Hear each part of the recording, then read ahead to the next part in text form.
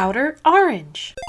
It has officially been 3 weeks of Lyrical Monasterio, and guess what, guys? It's been a fun journey with you guys. We are officially now on week 4 using deck standard stuff, and to be honest, this week has not changed that much, so I will mainly been covering just one list, as there is one list that has really changed the system. But let's go ahead and kind of just look at the results and see what we're doing. So guys, welcome back, OuterOrange here. Let's get to it. All right, so here I have, this is not the right section. Let's go to the actual correct section. All right, so here we have our results. As you guys can see, you know, the main bulk of it is still, you know, Lerone, Clarissa, LSDs here and there, and then we have, you know, everything else. However, if you guys notice in the very peak of all of these beautiful decks and everything, we have one little ballista list. You see that, guys? It's a little baby ballista list, because yes, there is officially one ballista list. It is all the way down here, but there it is. We actually have a ballista list. It's actually someone we all know.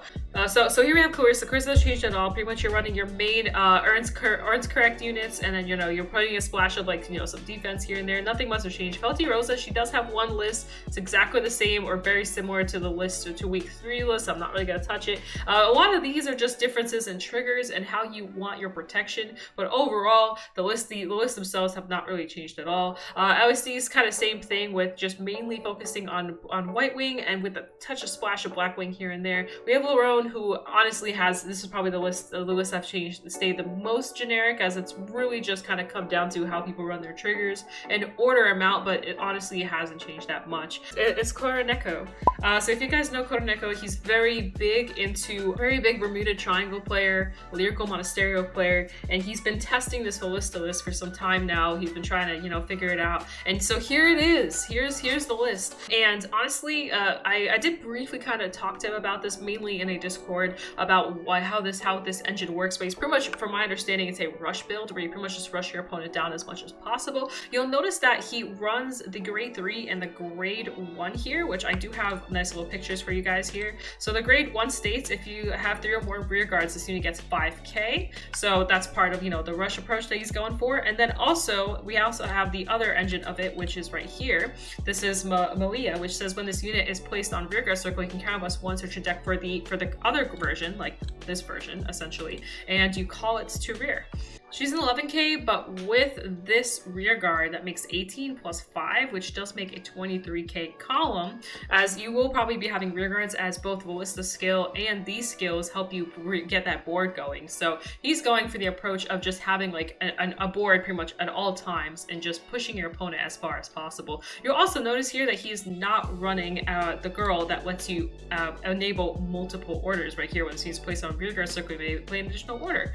I would also like to note he also runs the Alatir, which says if you play a Ruby, your Vanguard's Ballista, she gets an extra 10k, and you can play an additional order. So he just pretty much just runs, instead of running the order girl, he just runs this instead for that cost, which is good, because she gets the 10k power, and when you play your Ruby or whatever, she just activates. So it's pretty good combination. And again, we'll notice here very quickly that he does run a 11 crit variance with the 4 heals and the over trigger. He said to ignore this over trigger. It's just there for a while. Pretty much this is just the engine here. So you cycle, he was saying that his hand depletes very quickly because of how aggressive he goes with this. So he pretty much just runs the aggression engine, which is actually really cool to see. We also have like the touch of draw, and obviously like these give draw and power.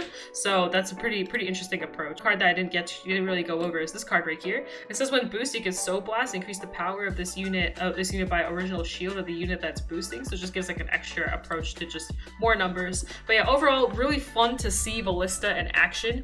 Like I said, this is the only list we've seen in four weeks of Lyrical Monasterio. This is the first Ballista list that we have seen. So it's very nice to see that there's someone out there pushing this deck out between all the Felty Rosa and Lerone and Kyrie and everything else that's out there, Clarissa, all these lists. We do have one ballista list, so I wanted to show it to you guys and kind of break down the list for you guys, for those guys that may be confused as to how the engine works with this specific variant. So I like it. I think it's cool. I'll probably be testing it out. I like to see this. I like to see it. So nice job, KurroNeko. You're getting the list out there, proving to all of this that even Ballista has a chance to come out.